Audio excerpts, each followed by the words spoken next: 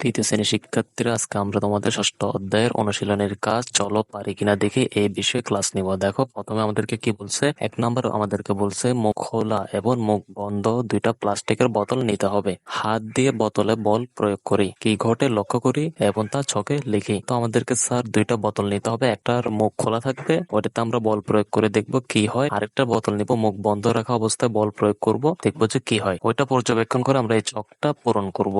ঠিক আছে, তো শিক্ষার্থীরা খেয়াল করো, আমি তোমাদের সুবিধার্থে 1 নম্বর ছকটা পূরণ করে দিয়েছি। দেখো, তো শিক্ষার্থীরা প্লাস্টিকের বোতল যেটি মুখ খোলা ছিল ওইটাকে আমরা বল প্রয়োগ করার ফলে কি হয়েছে স্যার, অনুমান হয়েছে যে কি দেখছি এটার আকার পরিবর্তন হয়েছে। তো পর্যবেক্ষণ করে আমরা কি লিখবো, সংকুচিত হয়ে যায় বা চুপসে যায়। পরিবর্তনের কারণ কি স্যার, আমরা তো বোতলটাকে হাত দ্বারা বল প্রয়োগ করছি, তাই আমরা লিখবো এখানে হাত দ্বারা ধাক্কা বা চাপ প্রয়োগ। মুখ বন্ধ যে প্লাস্টিকের বোতলটা ছিল ওইটাকে আমরা বল প্রয়োগ করছিলাম, ওইটার কি হয়েছিল স্যার, বোতলের বাতাসের আয়তনের পরিবর্তন হয়েছে। পর্যবেক্ষণ আমরা কি লিখবো, বোতলের বাতাসের আয়তন কমে যায়। পরিবর্তনের কারণ হচ্ছে কি, বোতলটিকে শক্তভাবে চেপে ধরা। ছকে আমরা এটা লিখবো। আশা করি শিক্ষার্থীরা তোমরা এই ছকটা পূরণ করতে পেরেছো। এখন দেখো, আমাদেরকে 2 নম্বরে কিছু কাজ দিছে। নিচের চিত্রগুলোতে কি ধরনের বল তুমি প্রয়োগ করেছো, বল প্রয়োগের পর আকৃতি কেমন হয়েছে। দেখেন স্যার, এখানে একটা চিত্র দেখা যাচ্ছে, ফোমের বলে হাত দ্বারা বল প্রয়োগ করা হচ্ছে।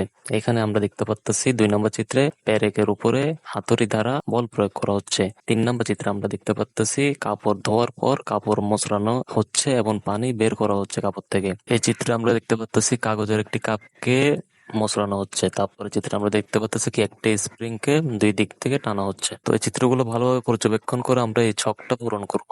তো আমি তোমাদের সুবিধার্থে ছকটা পূরণ করে দেখাচ্ছি, দেখো। তো শিক্ষার্থীরা 2 নম্বর ছকটা খেয়াল করেন।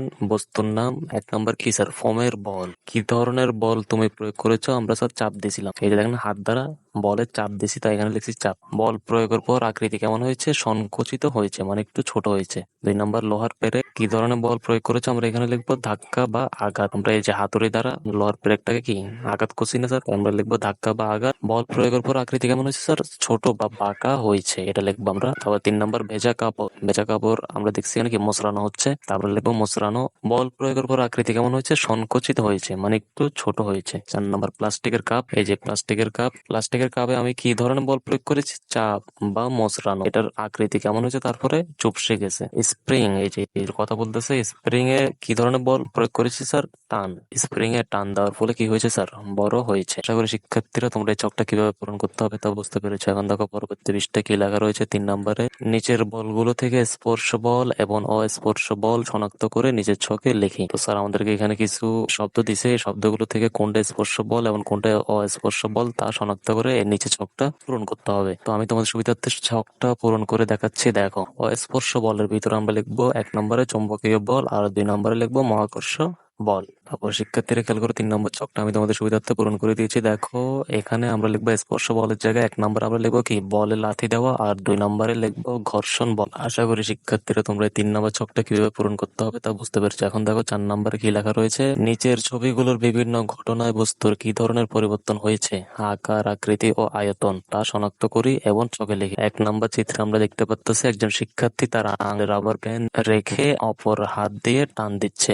2 নম্বর চিত্রে আমরা দেখতে পাচ্ছি একটি গাড়ির চাকা দ্বারা টিনের ক্যানকে পিষ্ট করা হচ্ছে। 3 নম্বর চিত্রে দেখা যাচ্ছে যে একজন শিক্ষার্থী বেলুনকে হাত দ্বারা বল প্রয়োগ করতেছে। তো দেখেন স্যার, বেলুনটা প্রথমে ছিল এরকম, বেলুনটাতে বল প্রয়োগ করার ফলে বেলুনটা এরকম ছোট হয়ে গেছে। তো তোমাদের সুবিধার্থে আমি এই ছকটা পূরণ করে দেখাচ্ছি, দেখো। তো শিক্ষার্থীরা খেয়াল করো, আমি তোমাদের সুবিধার্থে 4 নম্বর ছকটা পূরণ করে দিয়েছি। 4 নম্বর ছকটা দেখো, বল প্রয়োগের ঘটনা। আমরা এখানে 3টা ঘটনা দেখতে পাচ্ছি। 1 নম্বর ঘটনা কি, রাবার ব্যান্ডকে টানা। রাবার ব্যান্ডকে টানার ফলে কি হয়েছে স্যার, আকৃতি পরিবর্তন হয়েছে, তা আমরা লিখছি কি, সংক্ষেপে লম্বা করা। 2 নম্বর ঘটনাটা খেয়াল করেন, গাড়ির চাকা দ্বারা টিনের কৌটা পিষ্ট হওয়া। এটার ফলে কি হয়েছে স্যার, আকার পরিবর্তন, দুমড়ানো মুচড়ানো। 3 নম্বর, ছোট একটি বেলুনকে শক্তভাবে চেপে ধরা। এর ফলে কি হয়েছে স্যার, আয়তন পরিবর্তন, সংকুচিত হলে আয়তন কমে যাবে। আশা করি শিক্ষার্থীরা তোমরা ছকগুলো সুন্দরভাবে পূরণ করতে পেরেছো। পরবর্তী ভিডিও ক্লাসে আমরা অধ্যায় 7 নিয়ে আলোচনা করব। পরবর্তী ভিডিও ক্লাসটা পাওয়ার জন্য তোমরা ভিডিওর নিচে সাবস্ক্রাইব লেখার উপরে ক্লিক করে রাখো। এরকম